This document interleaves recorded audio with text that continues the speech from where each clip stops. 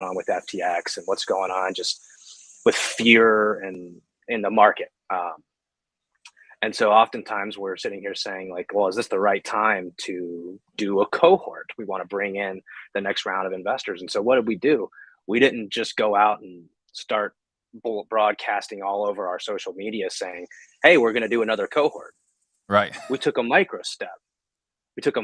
And so what we did is we actually just pushed it out to the folks in our Discord, and we just said, hey, here's a wait list, right? Mm-hmm. And we don't even announce the date or the start date until we get enough people on that wait list. That's a micro step. There's no reason to take a giant step and make this big idea of a launch if we don't know we can get it filled. So the first step is break that down into something that's got very low risk. What's the risk of putting out a form that just says, put your name down if you're interested in joining our next cohort? Yeah. We don't get the names we want. We don't do it. Well, let's think about, and that's a great case in point. Let's talk about your journey. Before we do that, we'll talk about like my journey, right? So would you say I micro-stepped this correctly? So I read Rich Dad Poor Dad. Well, I got to meet the author on Monday, by the way, at Nick's house. That was phenomenal. So cool. I read Rich Dad Poor Dad. I go get my real estate license. And the moment I get my license, I submit my 2 weeks notice at Intel, and I'm all in real estate. Is that a micro step? You know, I wouldn't say that's a micro step. That's all in. That's burning the boats, and like I'm all in and this and that. So that is definitely not what we're talking about here on the show. Yeah, and I think I want to be clear, because oftentimes this can come across as like, don't commit, right? Don't commit. We're not saying don't commit. What we are saying is, before you commit, right? Let's try to get some feedback first. How can we take, and it's another way of also saying like, what's the next thing that needs to go right? And how do we break that into something really small? And so, yeah, I did the same thing. You know, I decided I wanted to go into real estate, except my micro step was just collecting a couple of rental properties. By the time I had quit my job, I had enough passive income to support my life. Yeah. So to me, it was not a giant step. It was a small step that I took. Now I've taken big steps in other areas that have, you know, blown up in my face many times because I went too far too quick without enough information. But no, that's a great example. And I think the whole burn the boats thing is the definition of a large step without any feedback. Right. And then you look at, let's just say if I decide, hey, you know, Paul, I'm brand new, but I've been watching this podcast, Real Estate Disruptors. I'm inspired. I'm going to go out and do a luxury flip. I'm going to go borrow 100% money, and I'm going to hire contractors that I've never worked with before. How do you think that's going to work out for me? It's a toss-up, you know. It's like the downside is big. It could work out, and that's the thing is like, just because you get the out. So I learned this from Nick and Dan, and if you had like a chart, right, you could draw like good decision, bad decision, vertical, and then good outcome, bad outcome, right? So the good decision, good outcome box. Well, that's obvious. We made a good decision and we were right. We got the right outcome.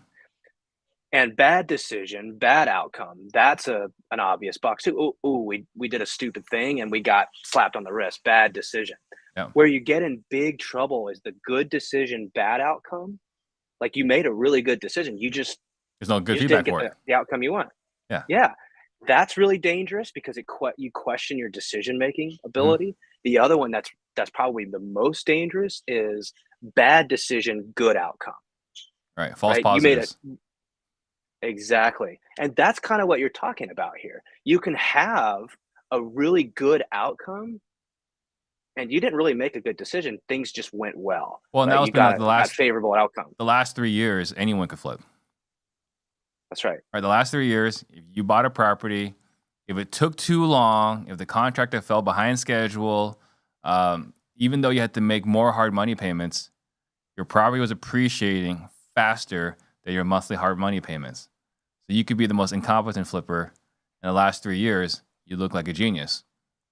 Last few months might have, shed a different light. And going back to what you were saying, right? Good decisions, bad outcomes. Maybe you bought the property right, but things changed so drastically that it was no longer the right decision. Yeah. Yeah. Well, and let's talk about crypto, for example. Um, Again, I look at, you got to look at markets, right? Markets are going to kind of be cyclical. They're going to be up and they're going to be down. They're going to be up and they're going to be down. If there's one thing we know to be true, that's the truth, right? Yeah. They're going to go up and they're going to go down.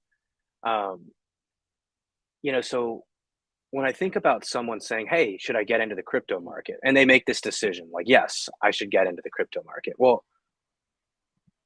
this is a version of saying dollar cost average.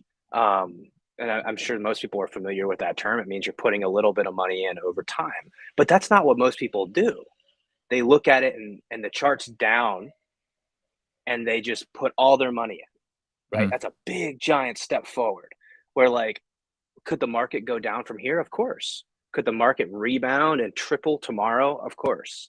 Crypto's wild and volatile, right? But you reduce the downside by not by entering the market at a step over time. And I think this is maybe a good time to bring up the 30-foot fall versus the 1-foot fall Mhm. 30 times in a row, right? Yep. Yeah. Can you elaborate on that?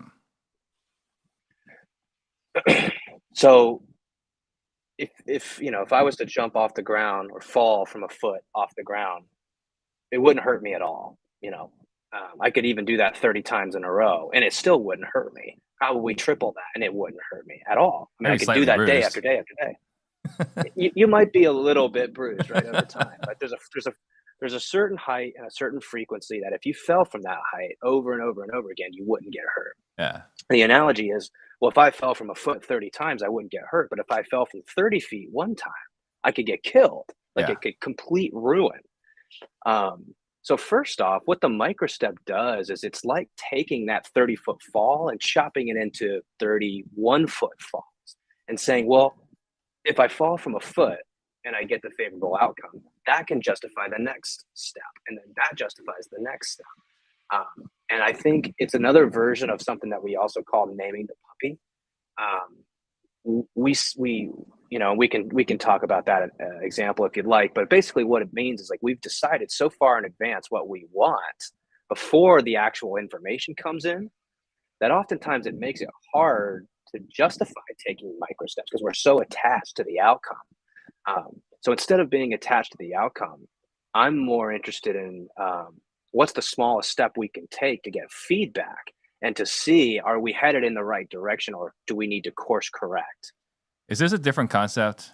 You've talked about Jeff Bezos' quote. If you can get 100x return on your money, 1 out of 10 times, then you should take that step every time. Correct. Is this a similar concept? It's the same thing. It's just, the point is like, well, that's such a great quote. And Nick and I have, we've talked about this several times.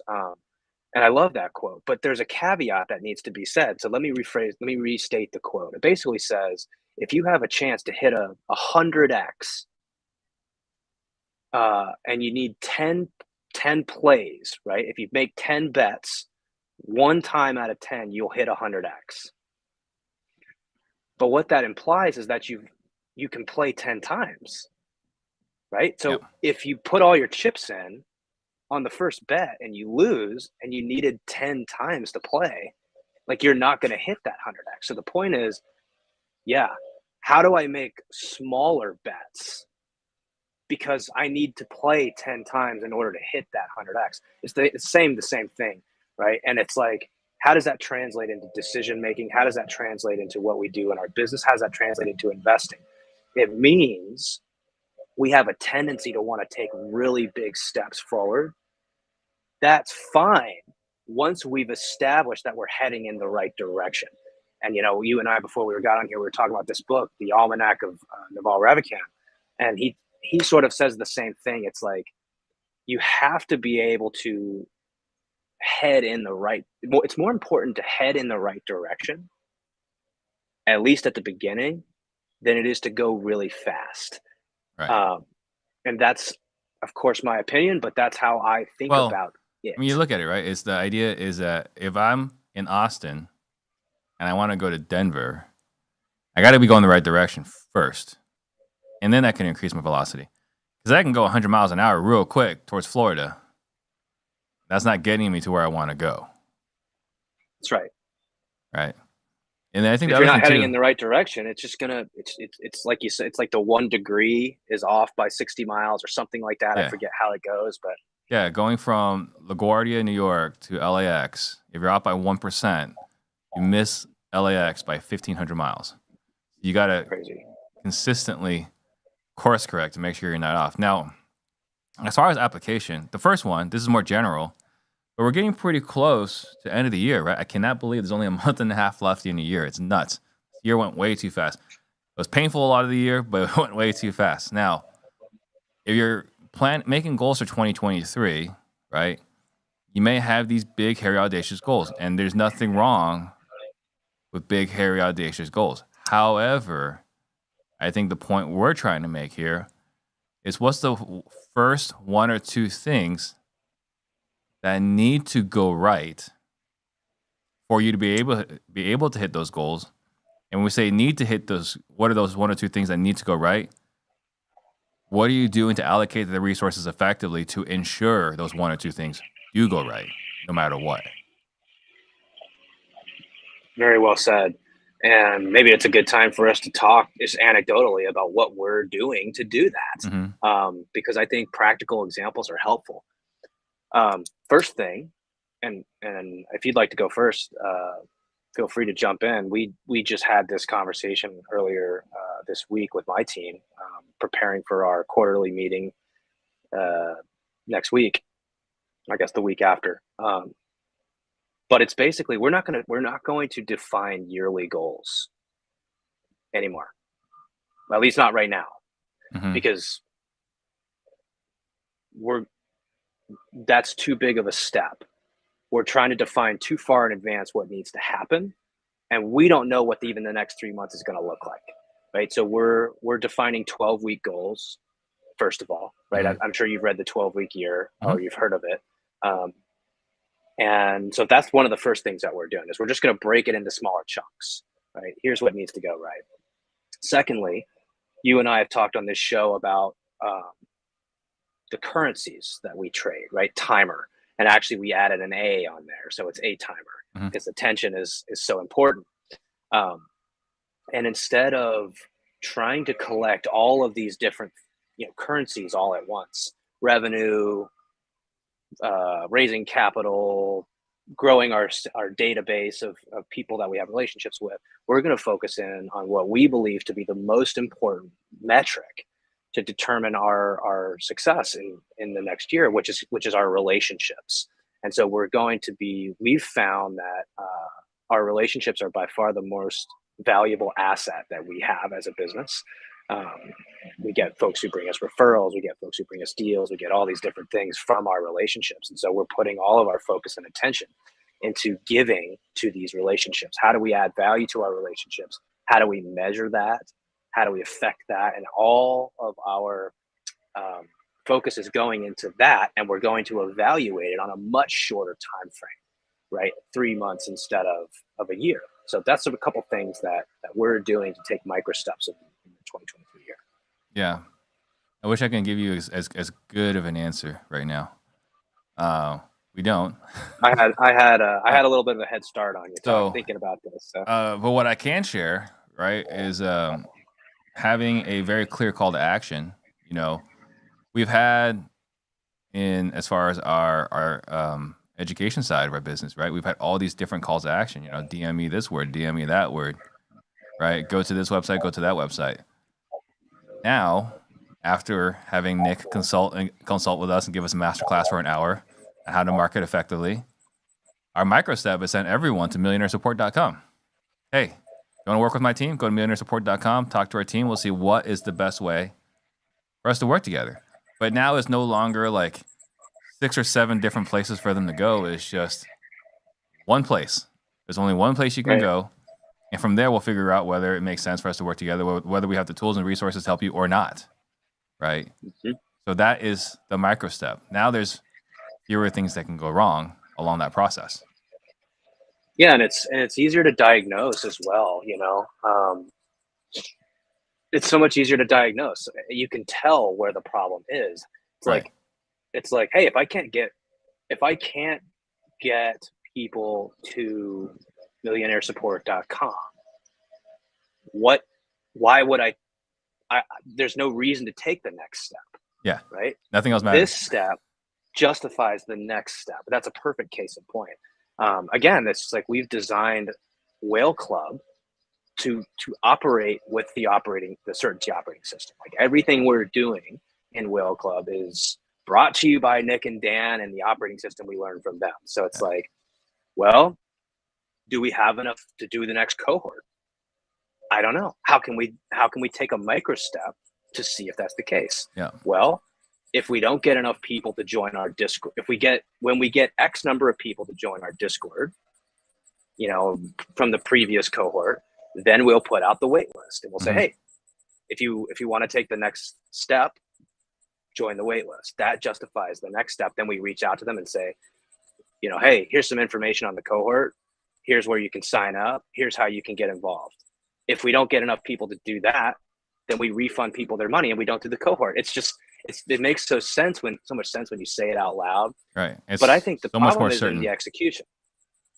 Oh, execution is by far the most challenging part, and the problem with execution is that it's dependent. Like Paul and I can preach on this and speak on it, but we're not perfect. We're still human beings, right? So we're doing our best to operate within what we know, but we're still humans. And us talking about this, it takes me to Gary Keller's book, The One Thing. Have you read that? Oh yeah, such a great book. Incredible book, right? So I'm going to butcher the numbers, but I recall something along the lines of like each domino can knock over another domino that's about 50% bigger, right? And I want to say by the 11th domino, if you take a regular domino, by like the 11th domino, you can knock over like the Empire State Building, right? And by like the 20th domino or something like that, you can knock over the moon. It's just something absurd. But what does it start with? The very first domino. We gotta get the very first step right. And we're entrepreneurs. We've got massive shiny object syndrome, and we're so focused. Like, man, I'm gonna be able to knock over the moon. Like, that's awesome. And we're telling everyone about how we're gonna knock over the moon. Meanwhile, we're giving crappy directions to our team about how to knock over the first domino, not leaving in place the proper accountabilities metrics and everything else to make sure the first 1 or 2 dominoes get knocked over correctly. Yeah, it's just another version of trying to chase too many things. Yeah. In engineering, we learned this as the 80-20 principle, the Pareto principle, right? 80% of your results come from the top 20% of the inputs. Behaviors. Right? Behaviors. Yeah. So if you've got 10 customers, the top 2 are likely accounting for 80% of the revenue. And this phenomenon occurs across most distributions. Mm-hmm. And so as business owners, that is the same thing that we're saying here. Micro steps, the one thing, everybody has their own language to describe it, but it essentially means where's the biggest lever, right? What is the biggest lever or the next thing that needs to go right? So instead of trying to do all 10 things at once, you identify, like Gary would say, like, actually, it's not even 2 things, it's one. Mm-hmm. Just pick one of these things because actually the top one thing accounts for more like 60% of that distribution. I think it's like 64, whatever it was. Point is like, it's the same thing. If you can identify the micro step, the thing that needs to go right, you reduce your downside significantly because you're now you're not allocating resources to all these things. It's going to the biggest lever that can justify you taking the next step. Yeah, and the reason why I like the domino analogy is because once you've knocked over that first domino, now we can dedicate all our resources to the second domino. And then once we've knocked over the second domino, now we can dedicate all our resources for the third domino. But again, I'm typically focused on domino number 4, domino number 9, domino number 18, right? I'm focusing on all these different steps, but there were so many other things that had to go right beforehand, and I'm just assuming they're going to go right. Why is that, you think? Like, what is it about humans in general that just has a real hard time staying focused on that next thing that needs to go right. Because I can't tell you how many times my businesses were totally just not aligned with this until I met these guys, started learning from them. Like I was already thinking, here's a great example, like fix and flips. I got into fix and flips, and what did I do? I got like four of them all at once. Like I got like four of them like that. Like I didn't even have enough evidence to support the fact that I could do one and execute that on it. It was just like, no, let's just do more. So why is that? Why is our like? It seems to me that most people who are types of people who start businesses are more inclined to worry about steps 6, 7, 8, 9, 10 than they are steps 1 and 2, which is Well, literally, I mean, step 1 is all that needs to be worried about. I think part of it is if we're entrepreneurs, we also tend to enjoy solving problems and we tend to thrive in chaos. And so, like you've seen this, Dan Sullivan talks about this. Some of the busiest people you know are busy only because they don't know how to stay still. So if they were running a business that was operating like clockwork, right? Talk about the 20-mile march.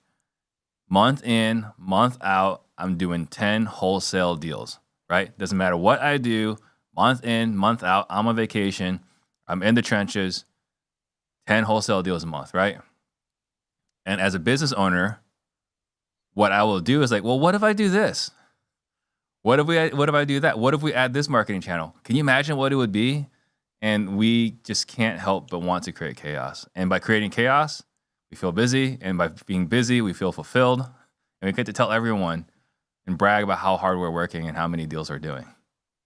And if the team could do 10 deals a month without me, maybe part of it is we feel irrelevant. I don't know. Well, Dan says that the problem with problem solvers is that they tend to create problems just so that they have something to solve. Exactly. And it's never been more true to me than in the last couple years. And I think it also has it's a reflection on lack of. Well, here's the thing.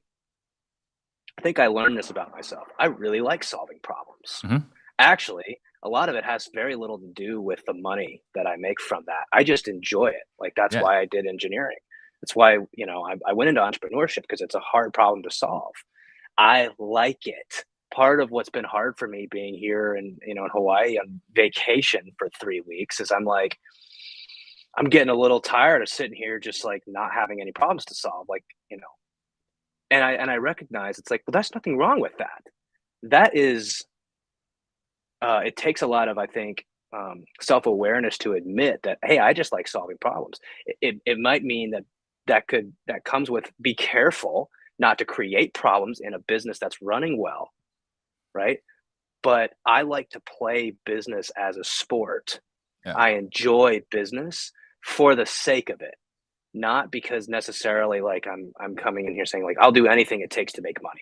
It's like, no, I want to solve worthwhile problems. I want to work on things that I want to work on. And in order to do that, I have to set my businesses up so that they don't require a ton of time and energy from me, because what I like to do is kind of play a lot of different sports. And so again, it just comes back to like, if you try to define so far in advance what you want this to be without actually taking micro steps to get closer and closer, you might get actually further away from the things that you want, which for me is to play business as a sport. Yeah. So I want to take this back into, focusing on our real estate community. Someone that hasn't done their first deal yet. And they're like, I want to get started. I want to find my first deal. One of the most common questions I get in my DMs and this and that's like, how do I get my first deal? I also remember when I first got started looking around and people would be making their LLCs, their website, they're getting their business cards, their logos. Are those micro steps? They're micro steps, but they're not micro steps forward. They're micro steps horizontally, laterally. Yeah. You're not attacking the goal. You're not going the right direction. You're not going the right direction. You're taking steps, but you're not going the right direction. Yeah, and Randy Massengale, who was Dan's mentor, this guy was the senior advisor to Bill Gates, and he was part of the CCA. And immediately, this just makes me think. I'm a basketball guy, as you are too, right? And it's sort of like the guy who's got the ball and who's dribbling around, but he's never Making like no progress. attacking the. Yeah, he's not attacking the defense at all. You're not going to go anywhere doing that, and so it takes a lot of judgment. I'm not saying do any sort of action at all. It's like why we say the direction is more important than the speed. It means, and I love this because we should probably just spend the rest of the time talking about what micro steps look like for someone getting started. What is a way that you can get feedback from the system? A couple things I like that are coming to mind is the who not how concept, right? Can you get around someone who can show you how to do a deal? Can you evaluate a deal, right? Like running the numbers. These are some things in my mind that are steps in the right direction, right? If you can't sit down and evaluate 10 deals, probably doesn't it means that you probably shouldn't like go spending a bunch of money Right. on getting deals because you won't even know what you're going to do when you get them. Yeah. Right. So a micro step might be, well, how do I get to a position where I can evaluate 10 deals? Let's see how that goes before I decide what the next step needs to be. Yeah. Let me just go back to talking about how screwed up I am, right? So in the last 24 months, I expanded to Oklahoma City. I expanded to Albuquerque, New Mexico.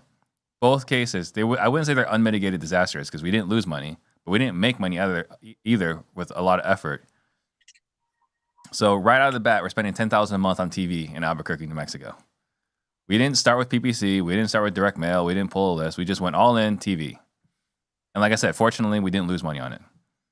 But we didn't make money either, right? After, I want to say like 9 months, we broke even. And the only reason why we broke even is because we did one deal that at the end that made $30K. That was it. Oklahoma City, right? Like we went all in, $15K a month on TV. And we did like 2 or 3 deals. And now we pulled the trigger on that one, or we cut the cord on that one. I want to say like after 4 months. But that was not a micro step. That was just, let's go in there, guns blazing. We're going to cowboy this up. We're going to be Bruce Willis on, what's that Christmas movie? Die Hard. Die Hard, right? We're going to go in guns blazing. That is not a micro step. So a micro step, not even a micro step, but maybe even a little bit further micro step is, are you able to have quality conversations with motivated homeowners, right? If you're having quality conversations with motivated homeowners, okay, so that is a good direction. Maybe not a micro step, but that's probably an indicator you're going in the right direction. That's the feedback that you're talking about. Mm-hmm. So then it's like, go ahead. If I can't get on the phone with a qualified homeowner in that market, I mean, you're a sales guy too. Like, how about let's talk about the sales. I don't know why, but my brain just immediately jumped to that. If I can't even have get this person qualified on the phone, well, should I go out to the appointment? And if I go out to the appointment and I can't get them to commit that they're in a position to move forward, should I write them an offer? No. But like, what do? We get on the phone and we're like, yeah, it could probably be around this price point. It's like, wait a second. There's micro steps that need to happen in order to actually justify the next step here. Yeah. You're jumping right to something that the risk is that you lose the deal, right? The risk is that you spend a bunch of time following up with somebody that wasn't actually interested in selling. Yeah, so you call it an offer. You call it micro steps. In sales, we call it micro commitments, right? We just want to get micro commitments. Hey, I just want to make sure, come over tomorrow, you feel comfortable making a commitment to working with us, right? Right. We get out there. Hey, I just want to make sure we agree on price and everything. As you feel comfortable committing to working with us. Get to the end. So you're saying if I could pay you the price you just asked me, at that point you feel comfortable putting everything in writing. We're just getting little mini commitments all on the way before we put everything in writing and trying to get a signed contract. Yeah. But the old school way is go out there with a contract, maybe a presentation, maybe some comps, bludgeon them until they sign a contract. Yep. And then call them 4 or 5 times a week for the next month and wonder why they ignore you. and don't Exactly. call you back. Now that's a great case in point as well. So then going back to my analogy, right? Like I said, I'm crazy. So I don't know, maybe hopefully the audience that's listening has a little bit of my craziness that we can try to undo for those of you that are listening. One thing I've always said is one of the things I attribute to the success of my business is that I would make decisions very quickly and then know immediately if it's right or wrong. And if it's the wrong decision, just make a U-turn and go the right direction. So I would go out, get feedback, figure out that was wrong. Okay, that was wrong.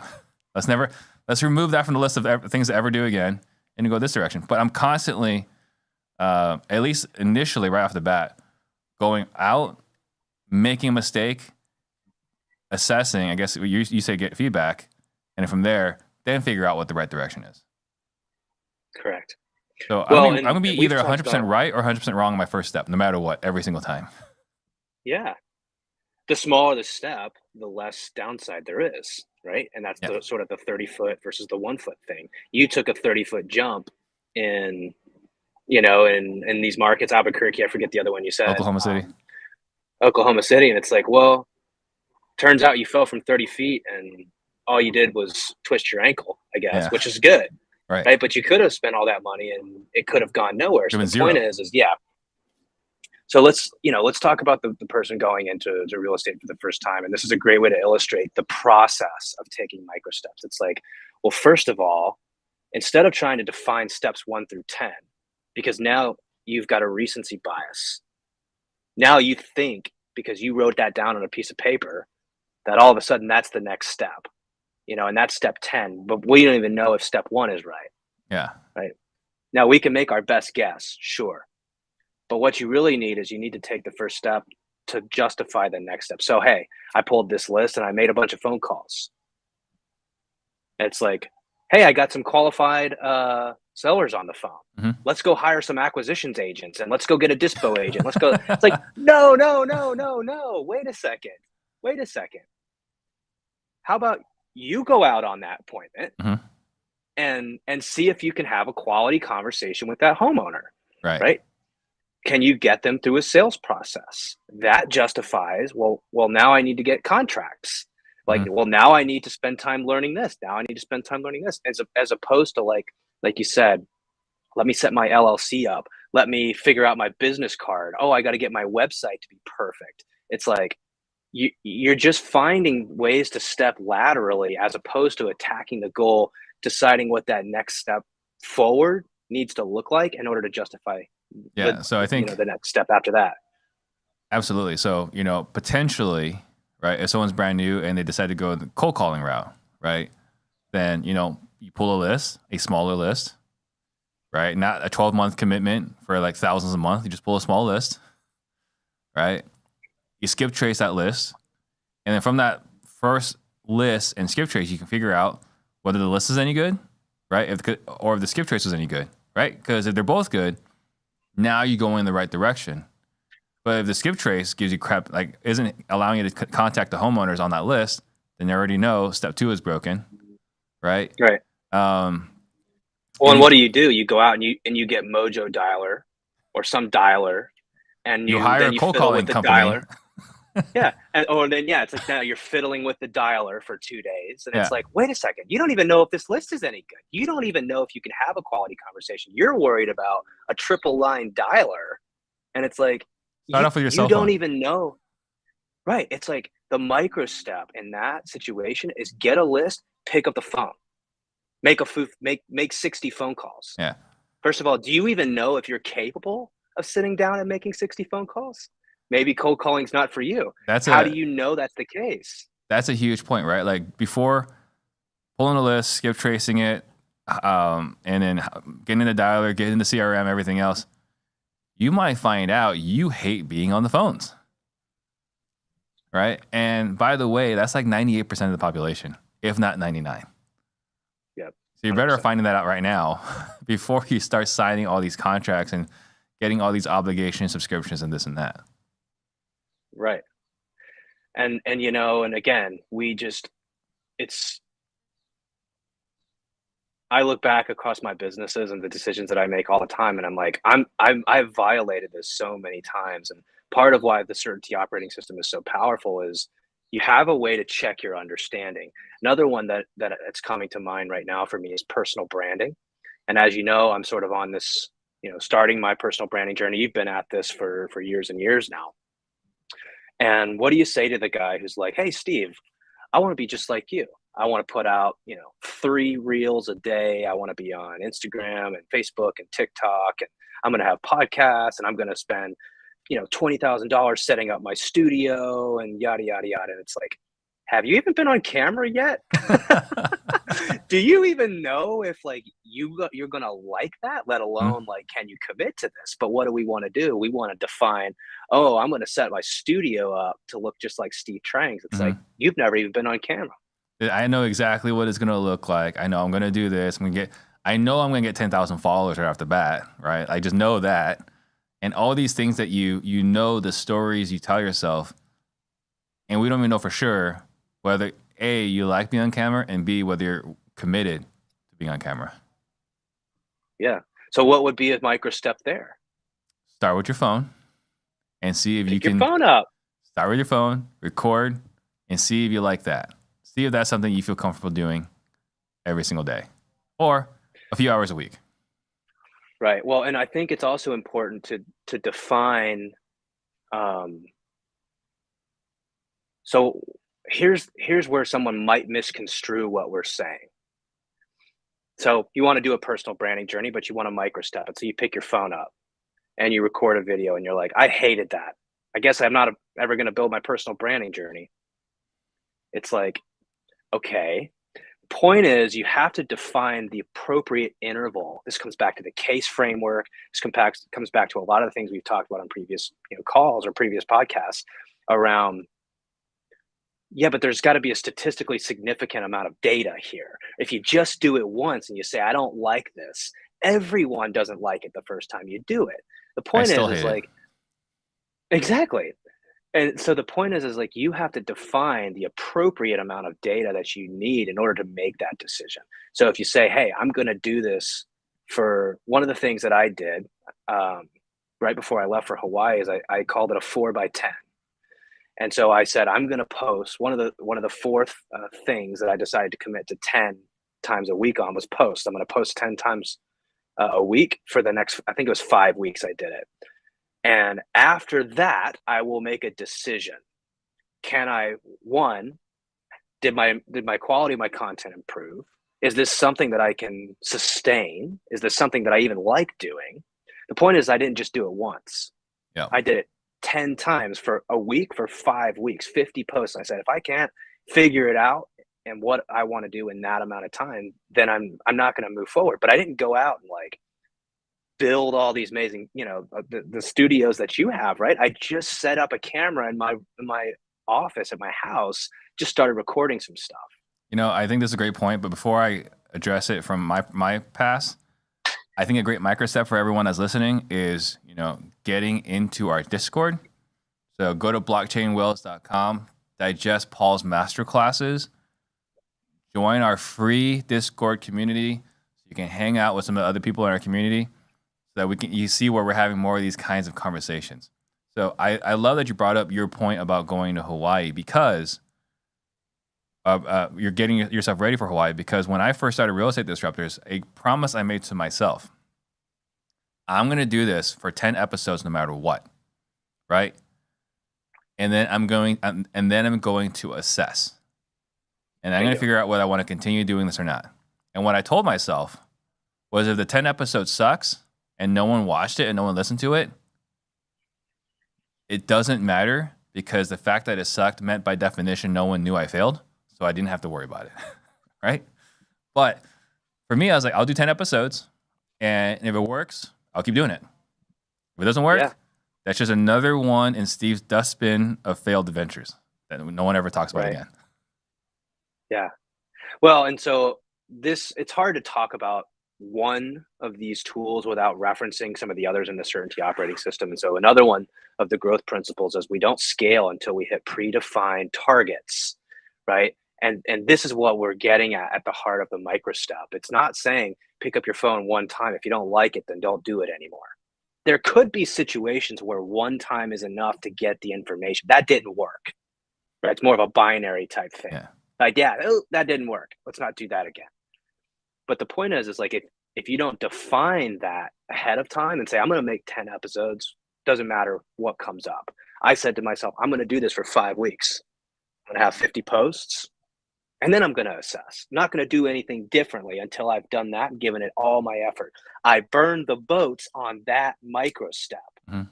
I didn't burn the boats on, I'm going to completely change my entire trajectory of my career, and I'm going to be an influencer just like Steve Trang, because he's one of my heroes, and by God, I'm going to do it. He could. It's like, no. I'm going to quit real estate and go all in on influence.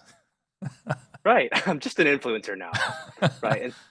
And, guys, I don't see any case in points in here. I would love to see some case in points. I see a bunch of you guys watching. So, share, like, how is this applying for you guys? How have you guys microstepped in your career? Because I truthfully, right, seeing how other people process information helps us as well, right? Helps us understand these concepts better. So, let's see. Well, Steve, you also brought up the Discord, and one of the things. Let's talk as like marketers and salespeople for a second. Yeah. I mean, this is something that we all do if we're in marketing and sales. If you're listening to this show, you're in marketing and sales. I got news for you. Yeah. Right. The point is, well, how do we create an environment where people can take a small step, a micro step towards us with extremely low downside? So you said it extremely well. Here's the micro step right now. Join our Discord. Actually, it's go to blockchainwhales.com. Literally, the downside is the amount of time it takes you to peck that into your computer. Yep. You get there, you don't like any of that content. It doesn't resonate with you. What have you lost? Maybe 20 seconds of your time? What's the next step? Watch these free videos. Meanwhile, they're taking steps closer towards us, right? The downside is very small. We're not saying go do all these things. It's literally just go to this website. The next step there is to watch these videos. The next step there is to join our free Discord. You're going to get all the way into our community and get all this information. The only downside you have is your time. You took the time to watch and absorb this information. It didn't work. It didn't turn out to be what you wanted. Not your cup of tea. That's fine. If you'll notice, we don't sell Whale Club publicly. We don't. Why? Because if you can't take a micro step towards us, there's no point. There's no point in selling, because we're not selling, right? We're creating momentum where our clients, our customers move closer towards us. And that's the same thing that everyone that's listening to this should be doing in their real estate business. You should make the micro step of these people taking a small step towards you, trying to do business with a homeowner. Well, what's the downside of getting on a 15-minute phone call? 15 minutes. Before we go any further, Mr. and Mrs. Seller, I'd like to take some time to see if we're actually a good fit to work together, because my time's valuable, as I'm sure yours is as well. Right? So I'm gonna ask you a few personal questions to see if we actually are a good fit, and if we get to the end of this conversation and it makes sense to take the next step, we'll do so. Doesn't that sound like any sales conversation we have at the very beginning? The ones we have, yes. Right. And that's how you should be doing. Not the ones that I have where people are selling me. Well, it's because they haven't taken your sales training, Steve. Yeah. So point is if you're trying to sell something, stop selling and start giving micro steps where the downside is very low. If it's like, hey, don't do business with me or spend $10,000 to get into some course or mastermind, and those are your only options, it's a big, big jump you're asking your clients to take to get from here to here. So shorten it up. Give them smaller micro steps that they can take and create that momentum of your clients moving closer to you. Yeah. So we talked about for cold calling, right? Pulling a list, skip tracing this and that. What are some other micro steps? Like someone that's starting brand new, trying to do their very first deal. Maybe going to a local RIA, right? Maybe they prefer networking. That's a low risk, right? Low risk first step. See, like dealing with other humans, right? Not everyone likes being around people, right? Maybe some other micro steps might be, I don't know, calling your title company to get a list of pre-foreclosures. But I'm glad that you're able to define it because I didn't know the answer to that question. An LLC, logo, business cards, those are micro steps. They're just not micro steps that head us in the direction to actually wanting to close our first deal. Yeah, we call it a growth principle for a reason, right? If you want to move horizontally, feel free to do that. You're not going to achieve growth, right? We're not talking about that. We're talking about people who actually want to affect the bottom line, right? If you want to move the needle, you got to move forward. And so moving laterally is oftentimes necessary, but not at the beginning when you're trying to do something new. We want to get feedback from the system. What feedback do I get by, like, do you like this logo or this logo? Like showing that to your friends or your family. It's like, who cares what they think? Are they selling you a house? Are they selling you a house? No, they're not. No. First of all. No, they're not going to look at your logo. Oh my God, Paul, please buy my house. Yeah, I still laugh at that, about all the feedback I used to get, the consensus I used to try to seek from those who just were in proximity to me. They had no experience with the business or the industry at all. And I'd be like, what do you think? Yeah. First of all, you're exposing yourself to like advice that could completely be generalized and just not specific to your situation. So that's dangerous too. But yeah, micro steps are just so critical when you're doing anything new without what Dan calls a preponderance of data. Yeah. So it's just best to shorten it up and to say, what can I do to get feedback so I can justify the next step? So Paul's zooming in here from Hawaii, right? Wirecasting in from Hawaii. He went there for 3 weeks. And I can tell you right now, I would never do that because I've microstepped this. I went to last year to Hawaii for a whole week with my family. And not even after 3 days. On day 3, I was losing my mind. It was way too quiet and way too calm, and there's not enough chaos when you're on vacation. So I can say for sure, I would never go for 3 weeks because I've done the microstep. 3 days max is about as far as I can actually spend on vacation. That's what I've learned about myself. Mm-hmm. Yeah, when I get back, I'm going to write 10 things I learned on vacation for 3 weeks. First of all, that's too long for me. And what I found is that it's only too long if you're not taking time to like Hawaii wasn't the problem. It was the fact that I enjoy working. I think that's, for a lot of people, they think of, for a lot of folks that aren't in the, don't do what we do, and I honestly feel for those people that are doing things that they don't love to do. It was hard for me to completely unplug from my team for this long, and I did not succeed at it. Right, I've been checking in every single day because I get so much joy from it. So instead of calling it a 3-week vacation, I'm going to call it a 1-week vacation with a 2-week work from Hawaii. Work from WAFH. So I think that's exactly a perfect way to end it here. Guys, if you guys are enjoying this, right, please share this with your friends, people that you think need to hear this. There will not be a Certainty Talks next Friday. It's going to be Thanksgiving. So wish you all a safe and happy Thanksgiving. Again, check out blockchainwhales.com to check out our masterclasses. See if our other messages resonate with you. And then we'll see you all later.